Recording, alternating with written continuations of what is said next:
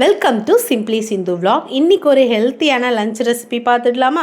அதுக்கு நான் 1 டம்ளர் அளவு குதிரைவாலி அரிசி எடுத்திருக்கேன். இந்த அரிசியை நல்லா வாஷ் பண்ணிக்கோங்க.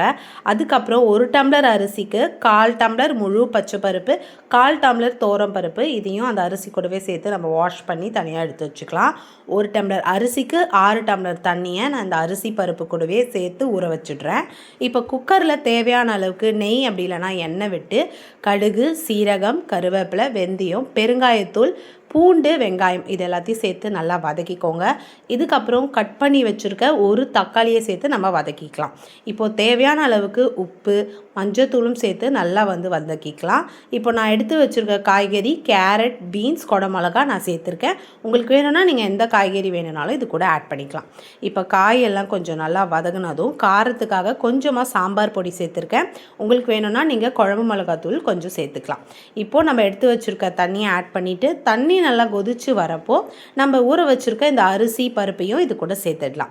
சேர்த்து நல்லா கிளறிட்டு குக்கரை க்ளோஸ் பண்ணி ஒரு 3 இல்லை 4 விசில் வச்சு எடுத்திங்கன்னா நல்லா தலை ஒரு மில்லட் சாம்பார் சாதம் ரெடி ஆகிடும்.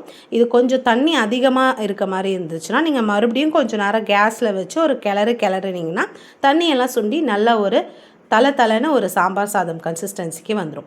இது கூட அப்பளம் இல்லைனா பொரியல், ஊறுகாய் தொட்டு சாப்பிட்றப்போ அவ்வளோ டேஸ்ட்டாக இருக்கும். அதுவும் இல்லாமல் இது ஹெல்த்தியான ஒரு ஆப்ஷனும் கூட.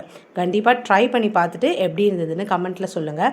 ஏற்கனவே நீங்கள் இந்த ரெசிபி ட்ரை பண்ணியிருந்தீங்கன்னா இந்த வீடியோக்கு ஒரு லைக் ஒன்று போடுங்க. நம்ம சேனலையும் சப்ஸ்கிரைப் பண்ண மறந்துடாதீங்க. தேங்க்யூ.